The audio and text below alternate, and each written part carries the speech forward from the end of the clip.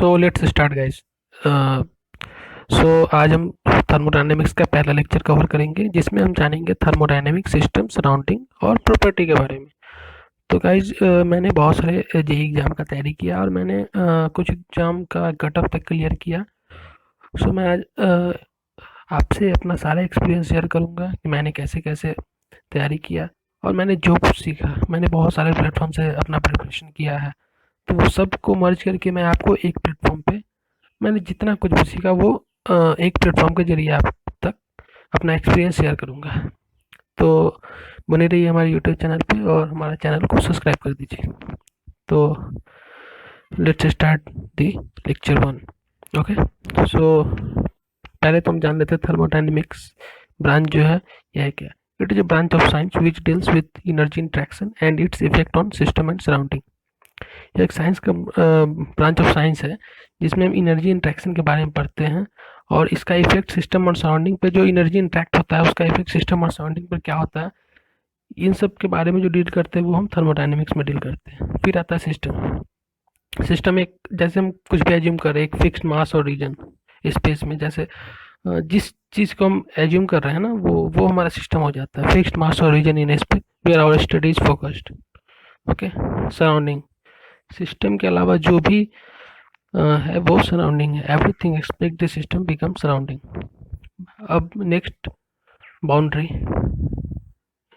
It is real और imaginary surface which separate system from surrounding. Boundary can be fixed और movable. So guys, in topic पे ज़्यादा focus करने की जरूरत नहीं, बस आप जान लीजिए ओवरव्यू में ये होता क्या है, क्योंकि मेनली इससे क्वेश्चन नहीं बनते हैं। सो अब देख लेना बाउंड्री। वैसे कुछ ये खास है नहीं, तो इसका एक बार डेफिनेशन आप देख लेना और मेन हम सिस्टम पे आते हैं, ये काफ़ी इंपॉर्टेंट हो जाता है। तो सिस्टम के हमारे तीन पार्ट होते हैं। पहला ओपन सिस्टम, दूसरा close system, third isolated system. So open system is that in which energy transfer and mass both transfer, like example turbine, pump, nozzle. Okay, so now come to the closed system. Closed system is that type of system in which energy can transfer but mass cannot transfer, like in pressure cooker, in piston cylinder. Okay, so guys ये example आप जरूर याद कर लेना, क्योंकि हमारे आप देखोगे एसएससी जेई या फिर और भी जेई के क्वेश्चन तो डायरेक्ट क्वेश्चन पूछते हैं टरबाइन कौन से सिस्टम का एग्जांपल होता है। ये मतलब मोस्ट इम्पोर्टेंट है, ये बिल्कुल जरूर आप याद कर लेना। मैं यहाँ पे वीवीआई कर भी दे रहा हूँ।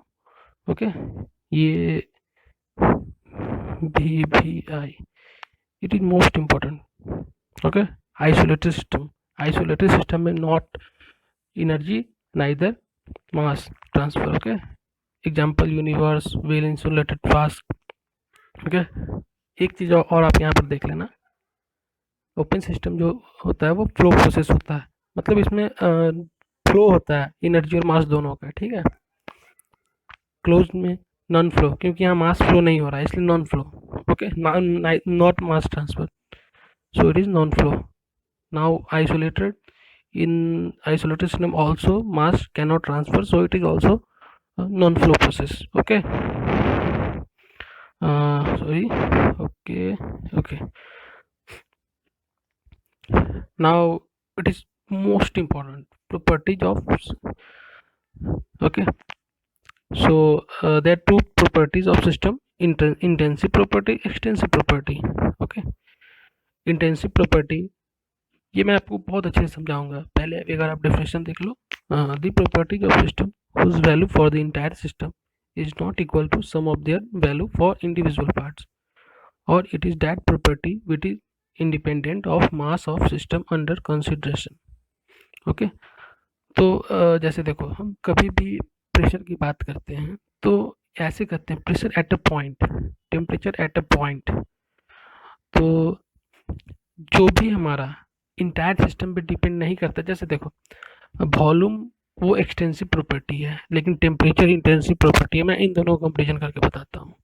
आप सपोज कि आप एक क्यूब लेते हो, एक स्क्वायर बॉडी लेते हो, ठीक है, उसके पूरे का मास और आधे का मास उसको बीच से कट कर दिए तो हाफ का mass is not equal to sum of entire body. लेकिन इंटेंसिव प्रॉपर्टी में क्या होता है, जैसे हम टेम्परेचर लेते हैं, आप एक सर्कुलर रॉड ले लिए, आप किसी भी पॉइंट पर देखोगे, ठीक है, जैसे एक पॉइंट पर देख लिए शुरू में, और पूरे का टेम्परेचर मिला लो, वो इक्वल हो जाएगा। ओके, तो pressure, temperature, density, velocity, CP, CV, viscosity, ये सारा इंटेंसिव प्रॉपर्टी में आता है। जो भी स्पेसिफिक प्रॉपर्टी है वो इंटेंसिव प्रॉपर्टी होता है, like specific volume, specific entropy, specific enthalpy. Okay, ये जरूर याद कर लेना। गाइस मतलब मैं बता देता हूँ कि ये जो नोट्स मैंने बनाया है, ये मैं एक्चुअली ईएससी का भी प्रिपरेशन कर रहा हूँ, और मैंने ईएससी के लिए भी, और जेई लेवल के तो एग्ज़ाम का बात ही छोड़ दो आप। अगर आप ये नोट्स फॉलो करते हो और मेरा लेक्चर फॉलो करते हो, तो आप देखना मेडी जी का जो ईएससी का क्वेश्चन बैंक आता है वो भी लगाओगे तो आपसे इजीली बन जाएगा, क्योंकि believe me guys. Okay, now come to the extensive property, the properties of the system whose value for the entire system is equal to the sum of their values for individual part। तो वही बात हो गई ना, जैसे आप volume ले लिए, अब एक, जैसे हम बताए थे वो एक स्क्वायर बॉडी में क्या था, आप एक स्क्वायर उस बॉडी को 5 भाग में तोड़ दिए, ठीक है, 5 डिवाइड में इक्वल इक्वल पार्ट कर दिया, फिर नॉन इक्वल पार्ट कर दिए, ठीक है, 5 पार्ट और आप उसको तोड़ दिए, ठीक। अब आप पांचों पार्ट का वेट निकालोगे तो ओवरऑल पार्ट के बराबर आ जाएगा। तो यहाँ वही है, the properties of system whose value for the entire system is equal to the sum of their values for the individual part. तो इसका एग्जांपल हो जाते हैं एनर्जी, एंट्रोपी, वॉल्यूम, इंथैल्पी। और एक जो मैंने ये नोट लास्ट में बनाया है, the ratio of two extensive properties and intensive property, ये मतलब एग्जाम में डायरेक्टली पूछ देते हैं, ठीक है, तो इसे आप जरूर देख लेना कि दो एक्सटेंसिव प्रॉपर्टी का जो रेशियो होता है वो हमेशा इंटेंसिव प्रॉपर्टी होता है। ओके, ये भी बहुत इंपॉर्टेंट है। आज मैं जो भी पढ़ा रहा हूँ ना, मतलब मैंने ये नोट्स जो बनाया है, मैंने बहुत सारे प्लेटफॉर्म पे तैयारी किया है, तो मैंने जो नोट्स बनाया है वो मोस्टली इंपॉर्टेंट जो क्वेश्चन पूछे जाते हैं, या फिर मैंने डायरेक्टली, क्योंकि अब होता क्या है ना कि आप अगर पढ़ते हो तो आपको पता नहीं होता है क्वेश्चन कहाँ से पूछे जाते हैं, लेकिन मैंने बहुत दिन प्रिपरेशन किया तो मुझे पता है क्वेश्चन कहाँ से पूछे जाते हैं। तो मैंने उस टॉपिक से वही पॉइंट बनाया है जहाँ से क्वेश्चन पूछे जाते हैं। तो मेरे नोट्स को आप बिल्कुल फॉलो करना, और यहाँ से आपके डायरेक्ट क्वेश्चन आएंगे, ठीक है। तो प्रॉपर्टीज और वर्क हीट, पॉइंट प्रॉपर्टी जो होते हैं वो पॉइंट फंक्शन होते हैं, और वर्क या हीट जो होते हैं वो पाथ फंक्शन होते हैं, इंडिपेंडेंट ऑफ पास्ट हिस्ट्री होते हैं। क्योंकि मान के चलो 2 पॉइंट ले लिए, प्रॉपर्टी हम किसी भी पॉइंट का मेजर करते हैं, ठीक है, इस पॉइंट पे हमारा क्या प्रॉपर्टी। लेकिन वर्क जो होता है एक प्रोसेस में वर्क होता है, ठीक है। तो लेट सपोज कि 1 मिनट,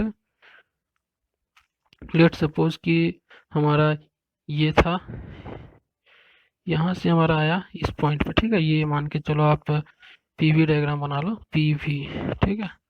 तो इस पॉइंट पे वर्क हमारा इतना हुआ, ठीक है। तो यहाँ पे जो वर्क होगा वो डिपेंड करेगा ये टोटल पाथ पे कि कैसे पाथ हो गया है, ठीक है। ये कांस्टेंट वॉल्यूम हो गया है, कांस्टेंट एंट्रोपी हो गया है, तो हमारा पास्ट हिस्ट्री पे डिपेंड करता है वर्क। इसलिए प्रॉपर्टी जो होता है उसको हम एग्जैक्ट डिफरेंशियल भी कर सकते हैं, लेकिन इन वर्क और हीट जो होता है वो इन एग्जैक्ट डिफरेंशियल होता है। मतलब हम वर्क जो होता है सीधे इस पॉइंट और इस पॉइंट के डिफरेंस करके नहीं निकाल सकते, क्योंकि हमारे ये पूरे पाथ, क्योंकि ये हमारा पूरे पाथ पर डिपेंड कर रहा है। ये जो पाथ है ये सारे पाथ पर डिपेंड कर रहा है वर्क हमारा। Okay, so now thermodynamic equilibrium, it is so much easy topic. A system is said to be thermodynamic equilibrium if it satisfies the following equilibrium। अगर हमारा थर्मल इक्विलिब्रियम, मैकेनिकल इक्विलिब्रियम और chemical equilibrium और phase equilibrium चारों equilibrium में हो तो हम उस सिस्टम को थर्मोडायनेमिक इक्विलिब्रियम कह सकते हैं। थर्मल इक्विलिब्रियम में टेम्परेचर इक्वल होना चाहिए, मैकेनिकल में जो भी फोर्स लग रहा है वो बैलेंस होना चाहिए, मिसबैलेंस नहीं होना चाहिए। केमिकल इक्विलिब्रियम में केमिकल पोटेंशियल जो होता है वो इक्वल होना चाहिए, फेज इक्विलिब्रियम में जो भी फेज है हमारा, उसका मास टाइम के साथ रिस्पेक्ट में कांस्टेंट होना चाहिए।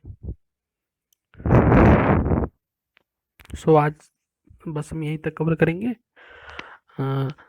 सो नेक्स्ट लेक्चर हमारा जल्दी आ जाएगा। और गाइस मैं आपको विश्वास दिलाना चाहता हूँ कि अगर आप हमारे लेक्चर को फॉलो करते हैं तो आप खुद अपना पोटेंशियल देख सकते हैं। आप ऐसा करना ना गाइस, मेरा ये नोट्स बनाना और साथ साथ जो है आप क्वेश्चन भी सॉल्व करना प्रीवियस ईयर या फिर एससी के ही मेडी जी के जो बुक आते हैं उनके, तो आपको पता लग जाएगा कि मैंने किस ढंग का पढ़ाया है। आपके मोस्टली क्वेश्चन सॉल्व होंगे वहाँ पे, और आप देखोगे कि डायरेक्ट क्वेश्चन मेरे नोट्स से पूछे जाएंगे, और मैं नोट्स के पीडीएफ डिस्क्रिप्शन लिंक पे मैं डाल दूंगा। So thank you guys, do like share and subscribe. Okay, thank you.